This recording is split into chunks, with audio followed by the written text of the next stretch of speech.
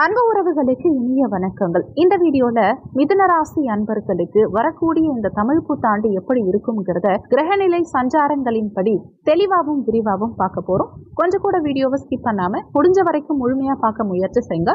வாங்க வீடியோக்குள்ள போலாம். மிதுன ராசியை பொறுத்த வரைக்கும் மிருகசிரிஷம் 3, 4ஆம் பாதங்கள், திருவாதிரை 1, 2, 3, 4ஆம் பாதங்கள், புனர்பூசம் 1, 2, 3ஆம் பாதத்தை உள்ளடக்கியது மிதுன ராசி.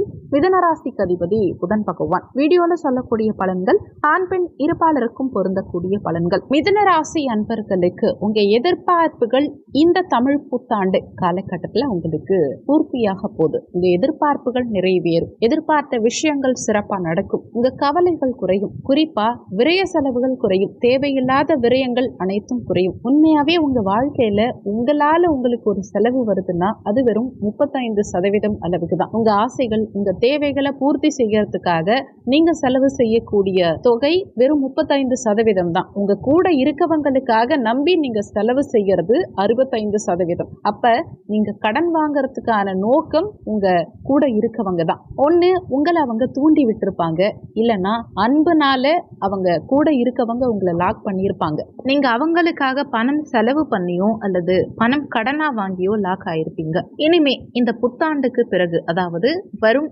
ஏப்ரல் 14ஆம் தேதி அன்னைக்கு தமிழ் புத்தாண்டு பிறக்க இருக்கு, சித்திரை பிறக்க இருக்கு. இனிமே உங்க முயற்சிகளில் வெற்றி கிடைக்கும். சகோதர சகோதரிகள் வழியா உங்களுக்கு அனுகூலங்கள் கிடைக்கும். உங்க இளைய சகோதர உறவா இருக்கட்டும், மூத்த சகோதர உறவா இருக்கட்டும், அவங்க அனைவராலுமே உங்களுக்கு அனுகூலங்கள் இருக்கும். கடந்த காலகட்டங்கள்ல சகோதர சகோதரிகளோட இருந்த மனஸ்தாபங்கள் விலகி சகோதர உறவுகளோட நல்ல பாண்டிங் அதிகரிக்கும். ஏன்னா கடந்த காலகட்டங்கள்ல என் கூட பிறந்தவங்க இத்தனை பேர் இருந்தும் நான் தனியா தான் இருக்கேன், அனாதை மாதிரி தான் இருக்கேன், எனக்குன்னு ஒரு உறவு யாரும் இல்ல, நான் தேடுற உறவு என்கிட்ட வந்து சேரணும், எனக்கான ப்ராப்பர் அன்பு எனக்கு கிடைக்கல அப்படின்னு ஒரு ஏக்கத்தோட காத்துக்கிட்டு இருக்கக்கூடிய மிதுன ராசி அன்பர்களுக்கு உங்க எண்ணங்கள் ஈடேறும். பங்காளி வகையில கடந்த காலகட்டங்கள்ல இருந்த மனஸ்தாபங்கள், சண்டை சச்சரவுகள் நீங்கி உங்க அங்காளி பங்காளிகள் உங்களுக்கு உதவிகரமா இருப்பாங்க. உங்களை கடந்த காலகட்டங்கள்ல கவனிக்காம இருந்த உறவுகள் எல்லாம் கூட மீண்டும் உங்களுடைய உண்மையான அன்பை புரிஞ்சுக்கிட்டு உங்க மேல உண்மையான அன்பு செலுத்துவாங்க. பிரிஞ்சவங்க கூட மீண்டும் ஒன்றிணைவாங்க.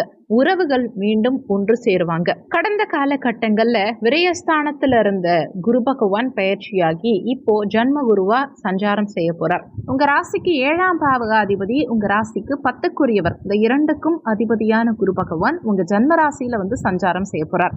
இந்த காலகட்டத்துல காலையில எழுந்த உடனேயே உங்களுடைய குரு யாரோ, நீங்க குருவா நினைக்கிற குருஸ்தானத்துல வச்சு பார்க்கக்கூடிய நபர் யாரோ அவங்க கிட்ட ஆசிர்வாதம் வாங்கிக்கணும். முடிஞ்சா தினமும் காலையில ஆசிர்வாதம் வாங்கிக்கலாம், இல்லைன்னா மாதத்துக்கு ஒரு முறையாவது உங்க குருமார்களை சந்திச்சு அவங்க கிட்ட ஆசிர்வாதம் வாங்கிக்கோங்க. அதே மாதிரி உங்களை பெற்ற தாய் தகப்பன் இருவர்கிட்டையுமே ஆசிர்வாதம் வாங்கிக்கோங்க. அவங்கள பணிவா வணங்கி தினமும் காலையில எழுந்ததுமே அப்பா அம்மா காலில் விழுந்து ஆசிர்வாதம் வாங்கிக்கோங்க.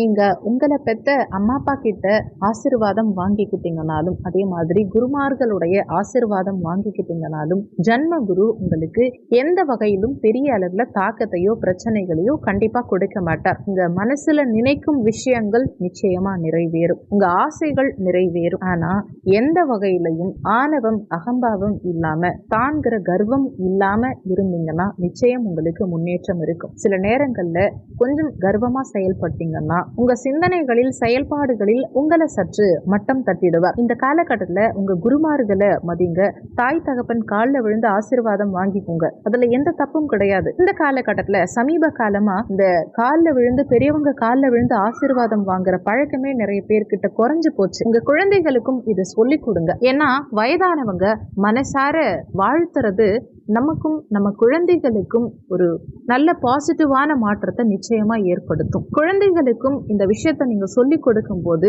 பணிவு குழந்தைகளுக்கு பிற்காலத்துல தானாவே வரும். பெரியவங்களுக்கு மரியாதை கொடுக்கணும், பெரியவங்களை மதிச்சு நடக்கணும், அவங்களுக்கு பணிவோட நடந்துக்கணுங்கிறத குழந்தைகளுக்கு நீங்க தான் சொல்லி கொடுக்கணும். பெற்ற தாய் தகப்பன் கிட்டையோ, சகோதர சகோதரிகள் கிட்டையோ, வயதானவர்கள் கிட்டையோ நீங்க காலில் விழுந்து ஆசீர்வாதம் வாங்கும் போது முற்காலத்துல நீங்க தெரிஞ்சோ தெரியாமலோ செஞ்ச அத்தனை பாவங்களும் நீங்கும்ங்கிறது உண்மை. ஒரு சிலருக்கு உங்க பேரண்ட்ஸையோ உங்க முன்னோர்களையோ வீட்டுல இருக்க வயதானவர்களையோ பிடிக்காம கூட இருக்கலாம். ஆனா தப்பே பண்ணாலும் அவங்க உங்களுக்கு நல்லதே செய்யலனாலும் பரவாயில்ல, அவங்க உங்களை பெத்தவங்க, இந்த உலகத்துக்கு உங்களை அறிமுகப்படுத்தினவங்க. அதனால அவங்க காலில் விழுந்த ஆசீர்வாதம் வாங்கும்போது இயற்கையாவே கிரகங்களுடைய ஆசீர்வாதமும் உங்களுக்கு நிச்சயமா கிடைக்கும். அம்மா அப்பா இல்லாத நபர்கள் என்ன பண்ணணும் அப்படின்னா, திங்கட்கிழமை தினங்கள்ல சிவாலயம் சென்று சிவபெருமானையும் பார்வதி தாயாரையும் மனதார வழிபாடு செஞ்சுக்கோங்க. எனக்கு தாய் தகப்பன் இல்லை, நான் மனசார உங்களை தாய் தகப்பனா ஏத்துக்கிறேன், என் வாழ்க்கையில நல்ல மாற்றங்களை கொடுங்க அப்படின்னு சிவபெருமான நம்பி அவர்கிட்ட போய் நீங்க நின்னீங்கன்னா, சிவனே கதின்னு நீங்க நின்னீங்கன்னா மிதுன ராசி அன்பர்களுக்கு எந்த தடங்களும் வராது. சிவபெருமான் எல்லா விதமான நலங்களையும் பலங்களையும் உங்களுக்கு வாரி கொடுப்பார். உங்களை துன்பப்படுத்துறவங்க, உங்களை கஷ்டப்படுத்துறவங்க, உங்களை தோல்வி அடையணும்னு நினைக்கிறவங்க அத்தனை பேரும் துவண்டு போயிடுவாங்க. அந்த அளவுக்கு உங்க வாழ்க்கையில மாற்றத்தை கொடுக்கக்கூடிய அற்புதமான ஒரு அமைப்பு சிவபெருமான் கிட்ட இருக்கு. திங்கட்கிழமை தினங்கள்ல இந்த சிவாலய வழிபாடு செய்யறது ரொம்ப ரொம்ப சிறப்பு. இதை நீங்க ஃபாலோ பண்ணிட்டு வரும்போது பேரண்ட்ஸ் இருக்கவங்க உங்க அம்மா அப்பா காலில் விழுந்து ஆசீர்வாதம் வாங்கிக்கோங்க. இல்லாதவங்க சிவபெருமான் பார்வதி தாயார் வழிபாடு பண்ணிட்டு வாங்க. இதை நீங்க ஃபாலோ பண்ணும்போது நிச்சயமா உங்க வாழ்க்கையில அனைத்து விதமான மகிழ்ச்சி, அனைத்து விதமான முன்னேற்றங்களையும் மனதார நீங்க உணர முடியும். இந்த தமிழ் புத்தாண்டு ஆரம்பம் முதல் மிதுன ராசி அன்பர்கள் கொஞ்சம் பணிவோட, அன்போட, பாசத்தோட உங்க செயல்பாடுகளை செயல்படுத்தி பாருங்க. துணிவோடையும் ஆற்றலோடையும் எந்த விஷயத்தையும் செயல்படுத்தக்கூடிய ஆற்றலை கிரக நிலைகள் உங்களுக்கு நிச்சயமா ஆட்டோமேட்டிக்கா கொடுத்துரும். நீங்க மகிழ்ச்சியா இருப்பீங்க, சிறப்பா இருப்பீங்க. வீடியோல சொல்லப்பட்டிருக்க பலன்கள் கோச்சார பலன்கள். கோச்சார பலன்கள் யாரா இருந்தாலுமே வெறும் 20% அளவுக்கு தான் ஒர்க் பண்ணும். மீதி 80% உங்க சுயஜாதகப்படி தான் வாழ்க்கையில எல்லாமே நடக்கும். இந்த புத்தாண்டு உங்களுக்கு தித்திக்கும் மகிழ்ச்சியான புத்தாண்டா அமைய இறைவன் அருள் புரிய நானும் இறைவனை பிரார்த்தனை பண்றேன். நீங்களும் பிரார்த்தனை பண்ணிக்கோங்க. இந்த வீடியோல உங்களுக்கு ஏதாவது சந்தேகம் இருந்தா கீழே இருக்க கமெண்ட் செக்ஷன்ல சொல்லுங்க. நன்றி. மற்றும் ஒரு நல்ல பதிவோடு மீண்டும் உங்களை சந்திக்கிறோம்.